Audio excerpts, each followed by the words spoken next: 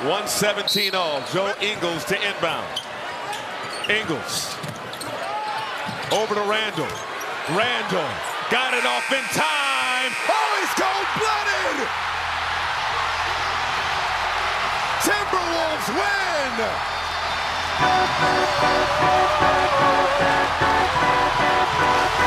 His first signature moment in a Timberwolves uniform. A game winner.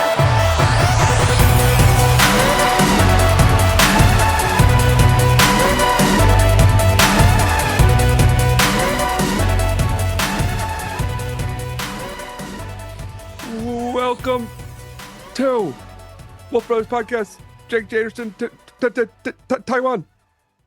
I don't know why I stuttered. Welcome, dude. How you doing? We're rolling with it. Oh, yeah, man. I'm doing good. All about it. Ready to pod. Let's go. It's been too long. Lots happened since the last time we've been on this podcast. The last time we were on this podcast, we got our hearts broken by the Mavs, which, guess what? Have a worse record than us. Take that, Luka. The bad Mavs Luka, are so not your son. stinky, boy. Dude, they It got feels so some good.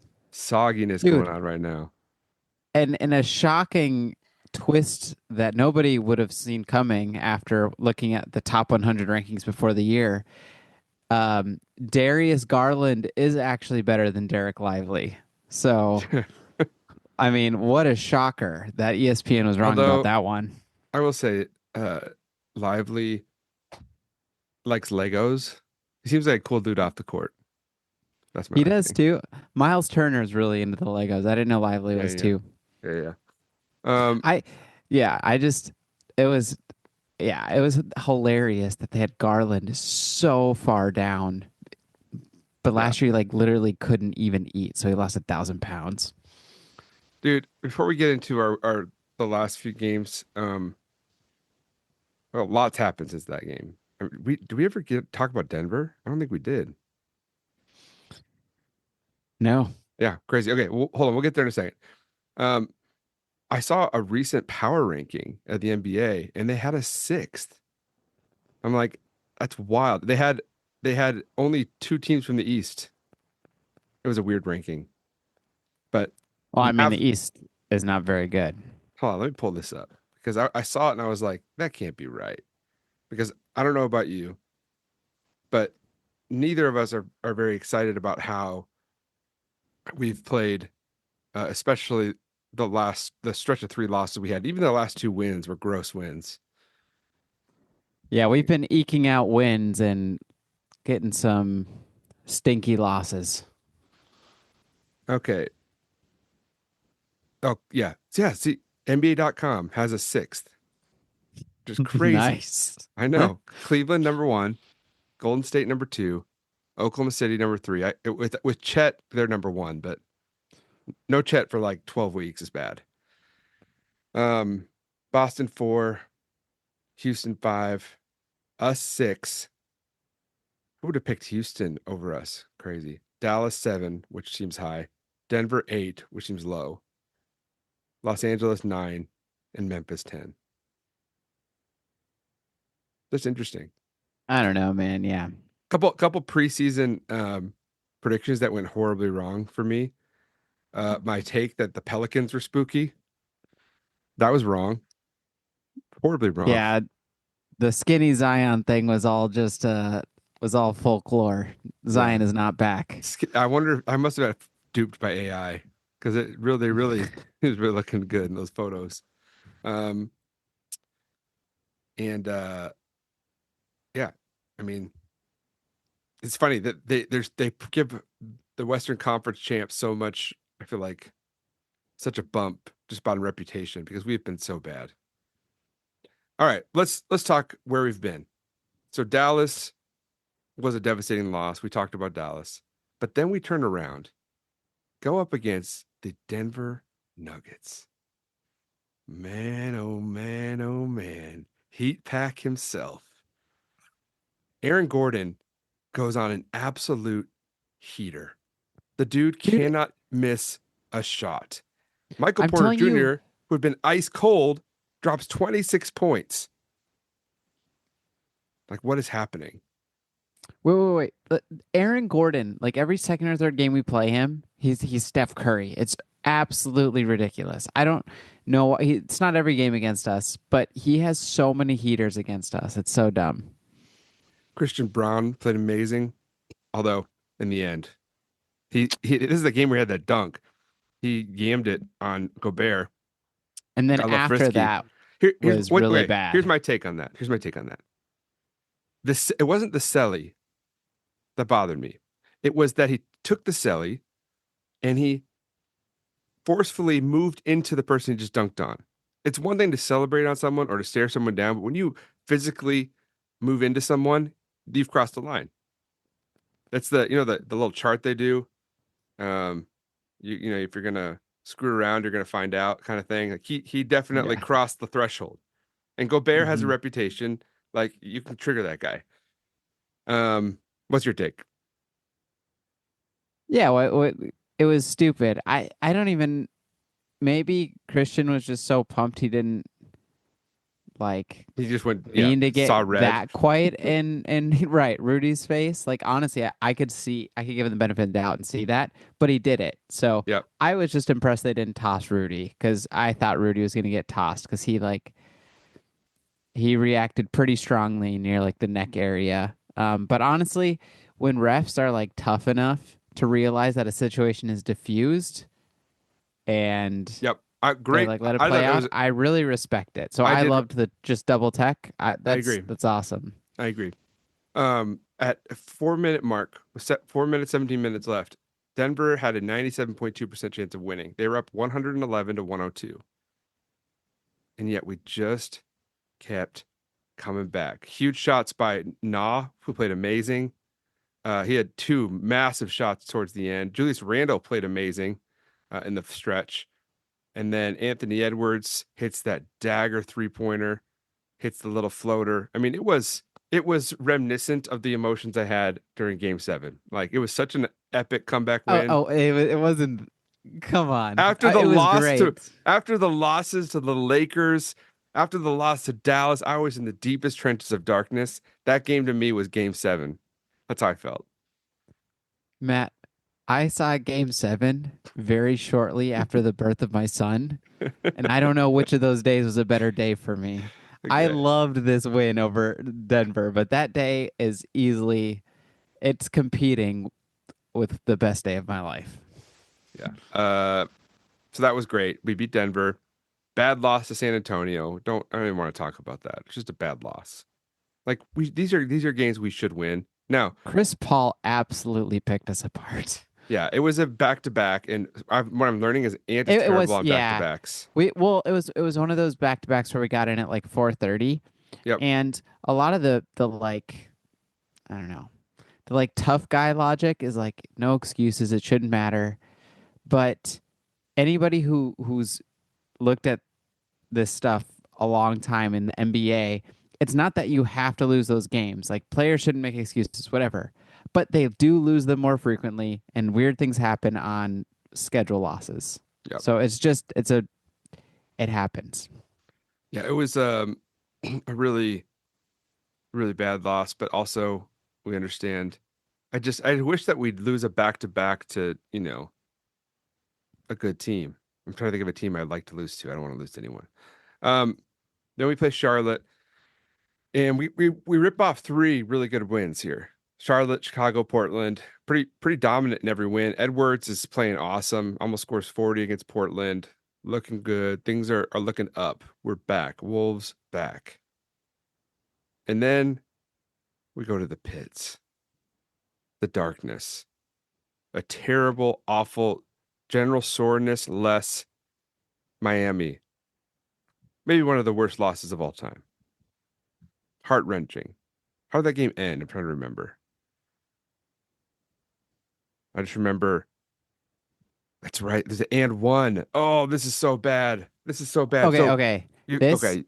I have so many thoughts on this. Yeah. All right.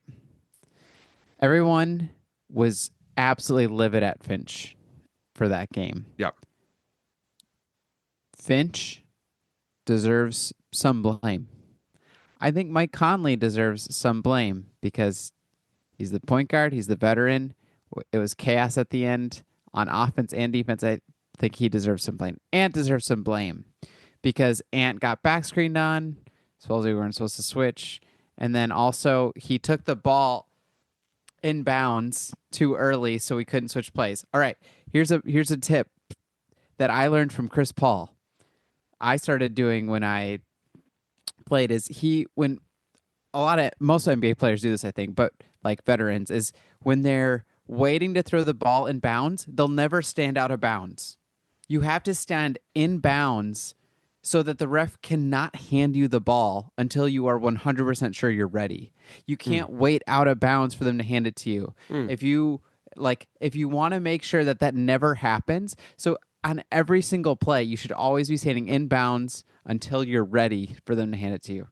Ant needs to, small thing. I think he also is just sometimes Ant's a little out of it. But okay, I had to get all that out. Nah played a great game. He's been probably outperformed his role more than anybody on our team. But I cannot understand how Wolves fandom and media were not putting that loss more on him. I posted some screenshots from our account. He had 25 feet of space between the back screen and him to react. And he did nothing to get in front of the cut. And then he committed the most ridiculous foul ever. And after the game, he said he should have wrapped him up, but he was too late. He wouldn't have been able to wrap him up anyways. I know, he should have just given it up. But he had exactly. At that point, you just have to accept. We go to overtime, we win that game. There's right. No question. But it's unbelievable that, okay, even if supposedly the game plan was to not switch until they inbounded the ball, which I don't get. It's the end of the game, and you take out Gobert. You presumably do that so you can switch. Whatever. Say that. That's a little weird to me, but that's fine. On a back screen, you have to be ready to switch, and he had so much space. It looked, when I watch it, it looks like Na kind of looks at some of the other action that's happening. And one thing that Na is known to do, I think it's his biggest Achilles heel, is when he overthinks. And I think he was trying so hard to account for everything that he didn't react, even though he had so much space to cut it off. So I just had to say that Na is amazing. He's been amazing. But that play was absolutely brutal. But again, I agree. He's great. I love Na. I think we win that game 10 out of 10 times if General Soreness plays. I think him not playing actually was helpful. Here's the thing. We don't have Cat anymore. Cat is 10-1 versus Butler. I feel like Cat was the secret sauce against General Soreness because Butler and him, really the feud. I feel like that's the height of it. And I feel like Cat just secretly is tougher than Butler. So I don't know. But yeah, I still think we'll get him next time. So then, unfortunately, the story here is Ant goes cold. He goes ice cold. He goes 0 for 9 from 3. And prior to this, he had been shooting historic levels good from 3-point range. I think he actually went 4 for 10 the first game against Portland, and then he went 0 for 9 the next. And 3 losses in a row, 2 to a Portland team that I thought, because we had beat them pretty handily the first time, I thought we were going to win all 3 games easily. We should. And it was going to set us up long term for being top of the conference. We just play bad. Randle disappears. Devo can't hit a shot. All of a sudden we go into the dark pits of Hades. Any comments on the Portland games? I mean, just bleh. Yeah, I think if I've one big comment, it's when our team is bad, we still usually win because of Rudy Gobert. Yeah. But Rudy Gobert does a lot of really good things that are hard to see unless you're really looking for them. But sometimes that means when he's not doing those things, you also don't see it. And when Rudy's not doing the good Rudy things that help protect the paint, help our defensive schemes in so many ways, when he's not doing those, he really isn't that good of a player because he takes away so much in terms of spacing. You have to scheme so much around him. So Yep. when Gobert is off, I feel like sometimes you don't. It's hard to recognize, but that really hurts us as a team because usually he's just such a killer on that side of the court in all the little ways. So I think honestly, I thought he did not look good against Portland, and I think that was one of the bigger storylines of those losses.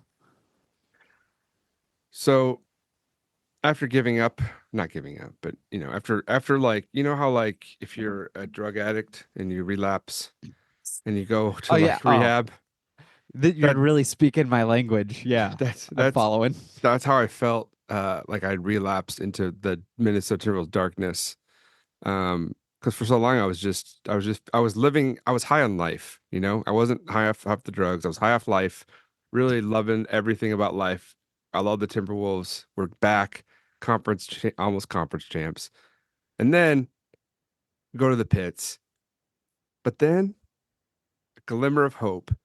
De'Aaron Fox drops 60 points, plays the game of his life, and somehow, some way, we keep on fighting, we keep on showing up, and we win in overtime. And not only that, but Randall starts to show some signs of life. Um, Devo still can't hit a shot, but we still pull that one out. And Oh yeah, yeah. and it was just like, okay, we aren't the worst team in the world. Like we're actually going to be okay. And that was a huge, huge, huge. I want to say must win, but it felt like a must win.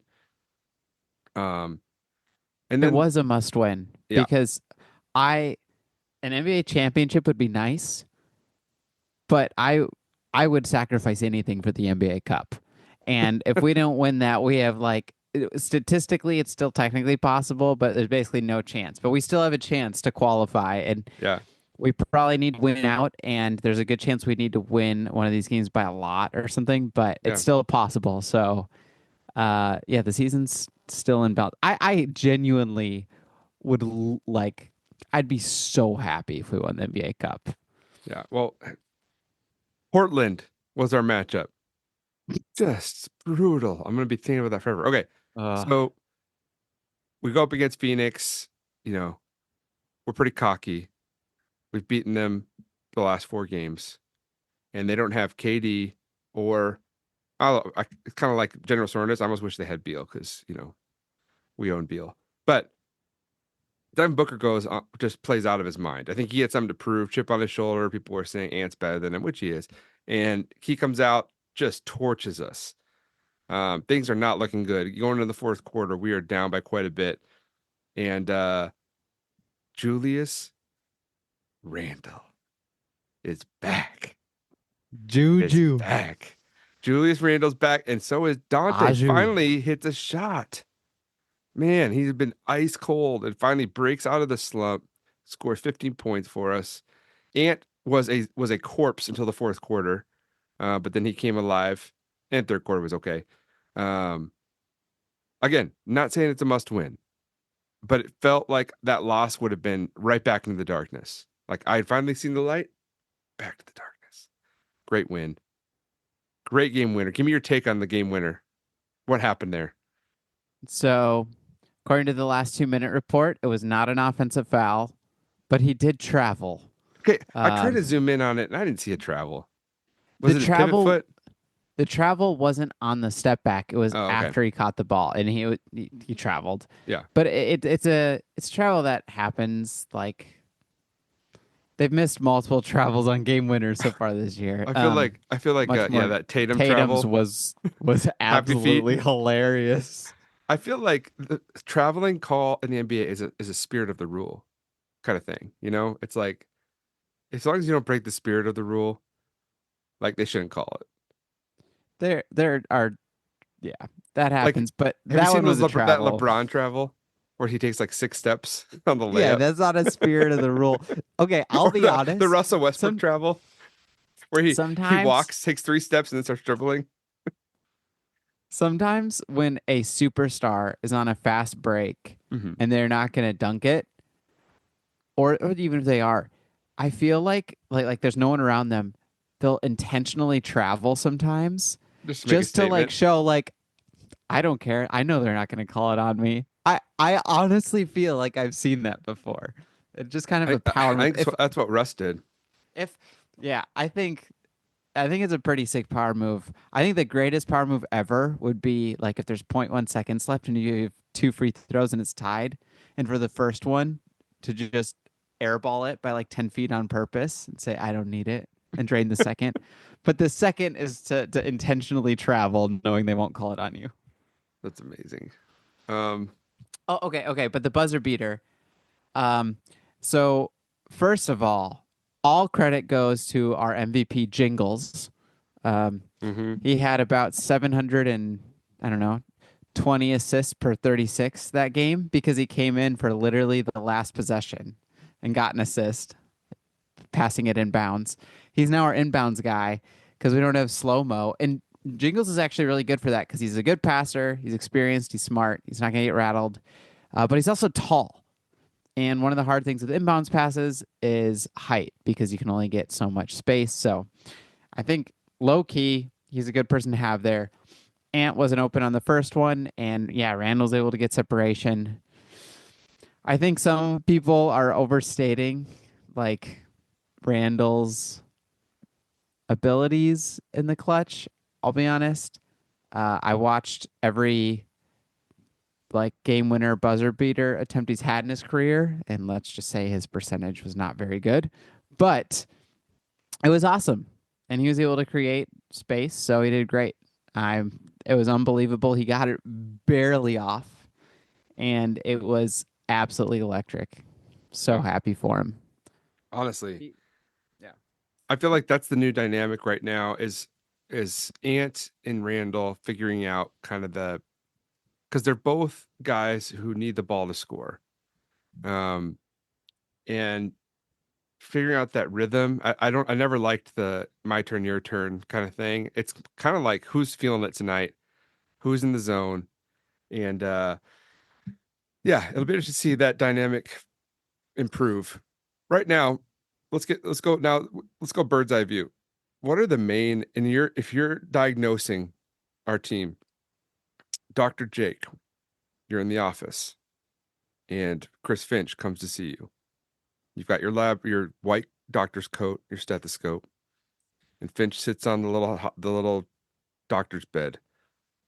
How are you diagnosing Chris Finch as a coach and the team as a whole? I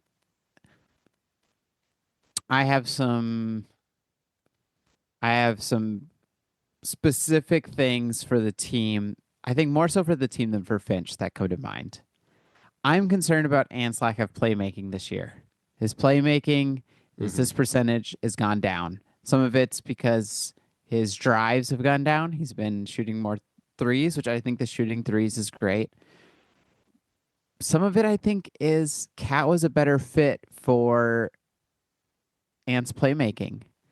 I mean, everyone talks about how great it is to have Randall as someone to initiate and kick out because he does more of that than Cat, which is great. I Yeah. agree. But I feel like Ant's kind of trying to let it be a little more, all right, let's let Randall have this isolation. Then I Mhm. will and I want the ball in Ant's hands, man. I Yep. like at, in the playoffs, he was at his best when he could manipulate defenses and then make them pay off of it. And all year, I feel like he has not done a good job of of creating opportunities and then delivering on the pass, whether it's for the assist or the pass that will set up the assist. And that's a real concern. He's been so focused on his off ball stuff, on shooting the three, but I think that his playmaking needs to be a major feature of the offense, and it's just not right now. So I think that's part of the diagnosis. And that obviously, I mean, how long is it before Randall's tradable? What is What's the it? rule?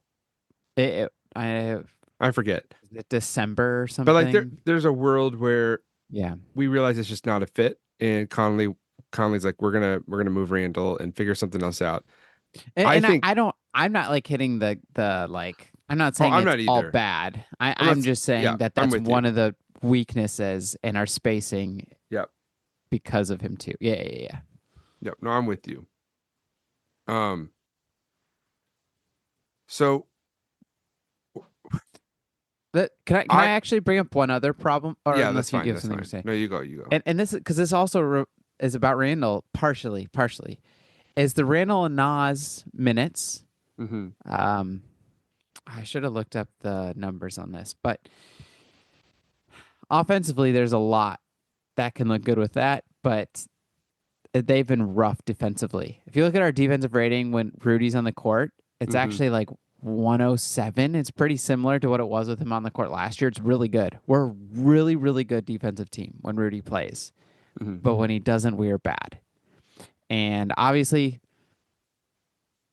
a big part of that is Nas, but Yep. it's really the Nas Randall combination and the rim protection, the rebounding, all that. It's just not there, and I think that we need to give him more time. I mean, Nas basically reinvented his body and his game to be more of a four. So having to step back into that role that he played earlier in his career is an adjustment, but that is another major issue in my opinion. Yeah. Um. I have a trade idea, but we'll get to that in a second. Uh.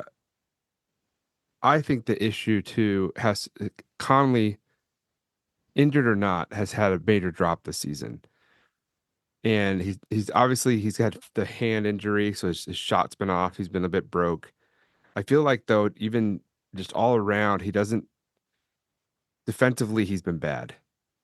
And with that, like defense is feels like we're just not the team we were. We weren't the team that was scaring teams every night. And I think some of that is people undervalued Towns' defense, what he does in terms of just him and Gobert together were like a real floor raising defense.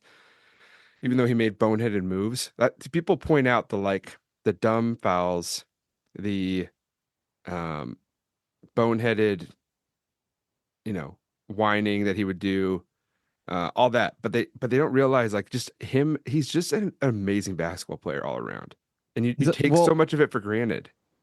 he's huge. Hmm. And also watch Randall close out. Yeah. And then compare that to Randall as the laziest closeouts Yes. sometimes. Man, he really does not put an effort into some of those contests. So defensively, you and I disagree on this. I think we need to start playing our other guys. I think playing with 7, 8 players this early in the season is a mistake. I think getting them minutes, if you're not going to play them, put them in the D League. Like, what's the point of even having them if we're not going to play them? Getting some more rotation. I know it's going to take minutes from some guys, but like, let's play the long game. Get some other looks for defenses and even for our defense. Like, I like why not, my not, Terrence Shannon, Dilly, get all of them in there. Get some different bodies, guys who we know. What Jalen Clark, that dude's a sharktopus. He could take anybody the cookies from anybody in the league. By the way, Iowa Yeah, Wolves, Jalen four Clark is and one. not. 4 and Jalen, 1. And you know uh, why? The sharktopus. He gets like 8 steals a game. he's not ready to play in Yes, he is, real dude. minutes for our So team. that's it. That's what I say as a Finch. Look, bro. Dillingham's the most popular player on the team outside of Ant. By far. Him and Naz Reid. This Sorry. is true. Yeah, This yeah. is true. Naz Reid, then Dilly, Well, I'd say. like in Minnesota land, yeah. Or I Yeah. mean, Nas Reed is like bordering on Greek mythology Yeah. status, But but Dillingham is a beast. And I don't think it's like when you go in, coach puts you in and you make one mistake and he pulls you, and it's like, you got to give him time to cook. He is a player that can cook. And it's like, oh, we're gonna put that steak on that hot, greasy cast iron pan, but we're only gonna cook it till it starts to get that my reaction, that crust, but it doesn't actually cook the meat on the inside and then pull it off before it's too, and then you're just eating raw meat. That's what's happening. You gotta let the steak cook. That's my words to Finch. look, Mike Conley has not been his normal self. shooting, especially. I feel like he doesn't look like he's lost a step. People saying he's washed. I don't see it because he's still so quick. I still think he's fine. I think he had a slow start. He'll be fine. He still has our third best on off on the team. We're playing really well with him on the court. And really, especially with Ingles not playing and losing slow mo, he's our only smart dude on offense. Like, you could say Rudy's smart, maybe. And I don't know about Dante, but we don't have a lot of like great high IQ players. Conley brings that element. But going more to the rotation thing,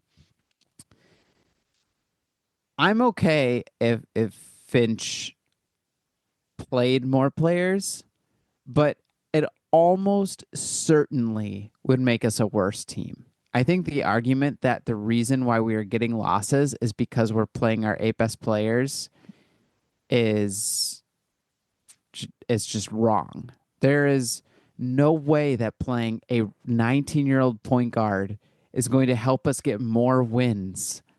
Yes, it will. You know why? Because Dante is not a point guard. We've learned that. He's a horrible, horrible, horrible point guard.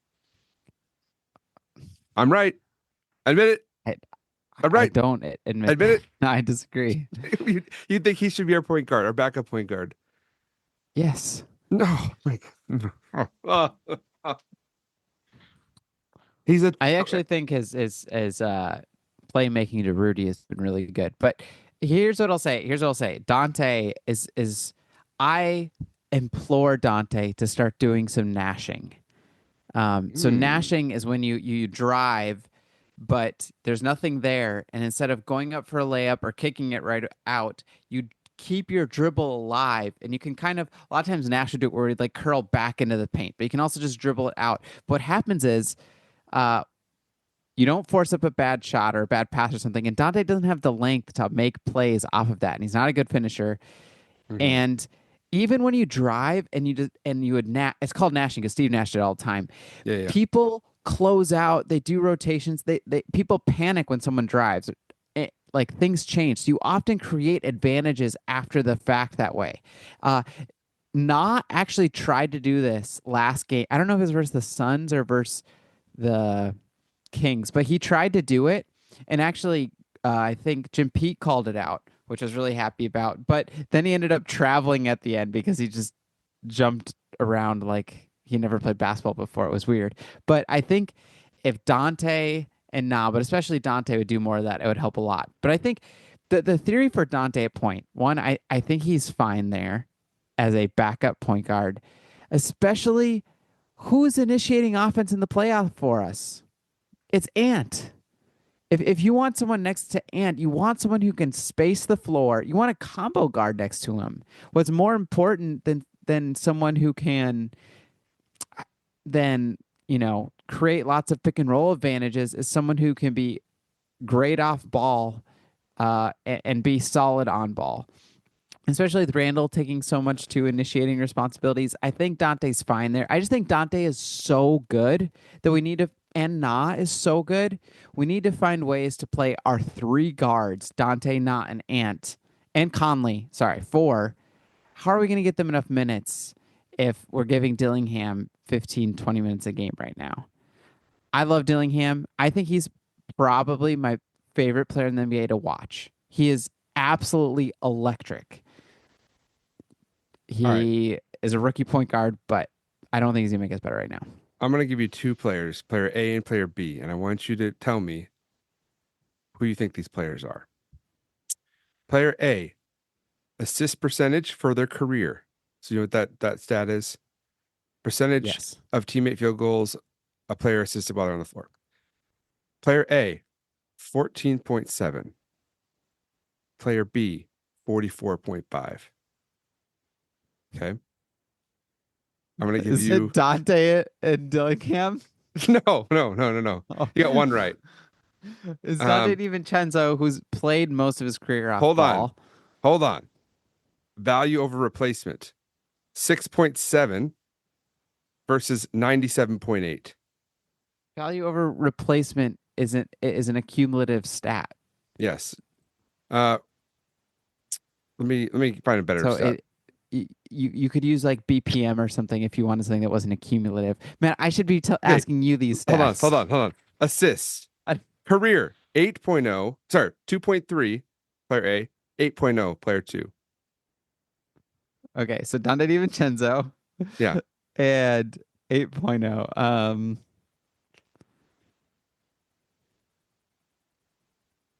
Darius Garland. No, Chris Paul. Ties Chris Paul. Okay. So I just wanted to make the point. You take the You're the, right. the Chris Paul's a perfect better point guard. playmaker than Dante. The better Chris point. Paul's a No, better. no. Here's the point.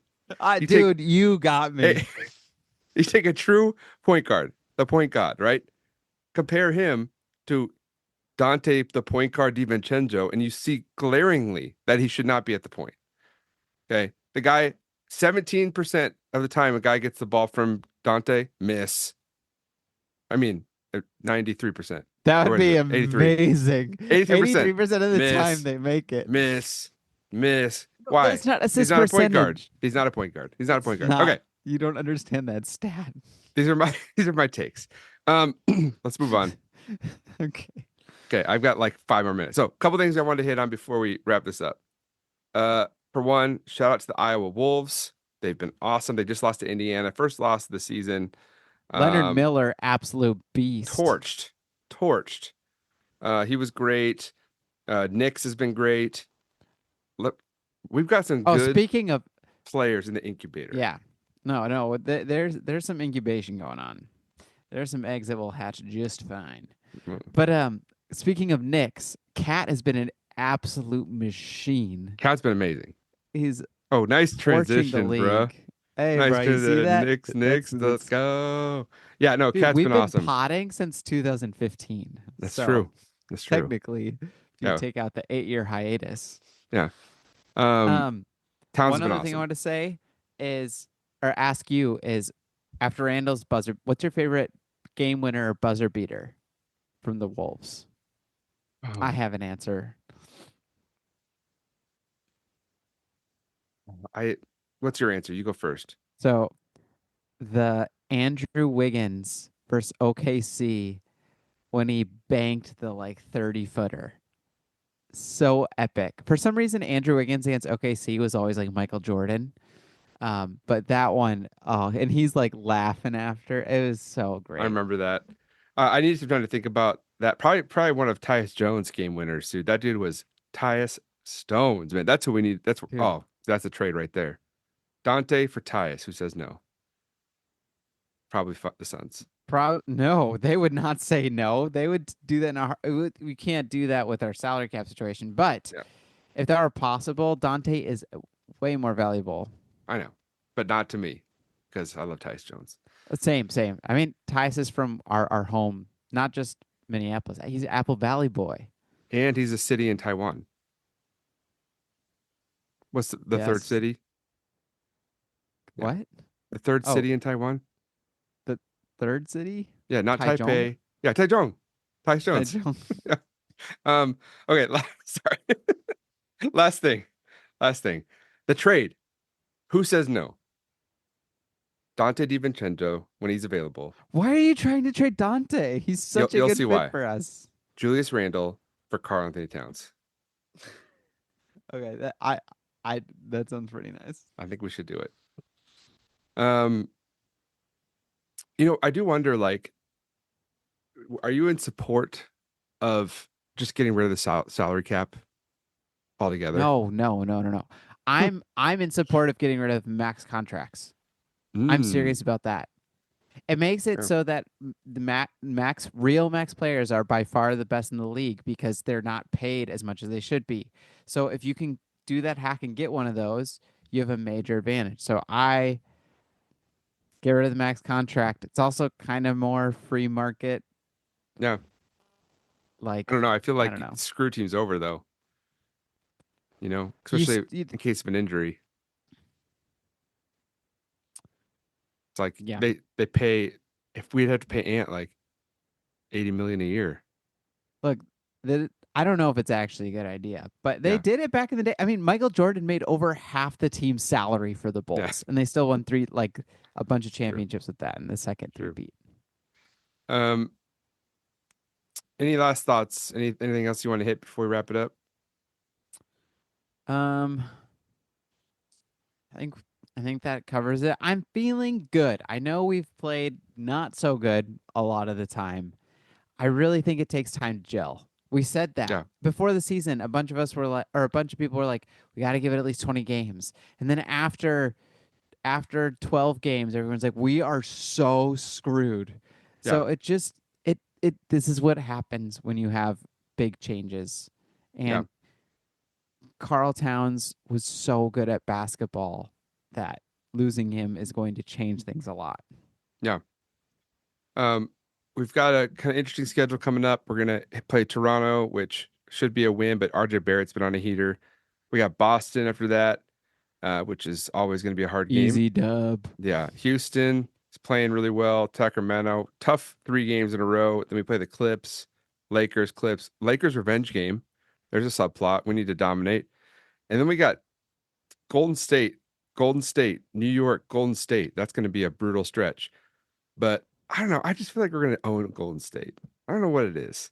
I feel like Steph Curry I think Ant is going to get in Steph Curry's head, Olympic buddies. And I just feel good about it. I think he's got a chip on his shoulder right now. Golden State is the anti-us because they play like 46 players a game. I know. But maybe that's that. Hey, Finch, now's your chance. Spread it out. Play Luka Garza. Why I not? will say, I want perfect health for our players, but I cannot wait. Like, when we do have one of those games where we got to play a bunch of the youngins, it'll be fun. I think we got some fun youngins. Towns homecoming. Well, actually, we're going to New York. Actually, no, they're coming to us. Yeah, they're coming to us. Yeah. Yeah, Towns homecoming. That'll be good. He better get a video and a banner. Yeah. Better roll the red and carpet. a statue with the same face that the Dwayne Wade one had. Yeah, dude. Dwayne Wade. I love how the artist has doubled down. Like, no, this is good. Anyway. I haven't seen that. Yeah, he's like, it's an artistic expression. I'm Italian. Anyway, Dwayne Wade tried to defend it too. He's like, I saw Wade defend it. Yeah. All right, Jake. Shout out to Skinny Zion, even though Pelicans aren't very good and he's injured again. Shout out to Tyus Stones. Shout out to Julius Randle, dude. Saving our season, honestly. Save the season. And prayers all around for Dante to be good, because I want him to be good. I said that like he was injured. He's not injured, but he had a really good game last game. He did. He's starting to turn around. Okay. Last thought. Yeah. Dante has a history of starting slow. Yeah. This is a theme throughout his career, so hopefully it happens again and he picks it up. Yeah, whatever. Okay. I want to believe. I'll send you a Reddit thread.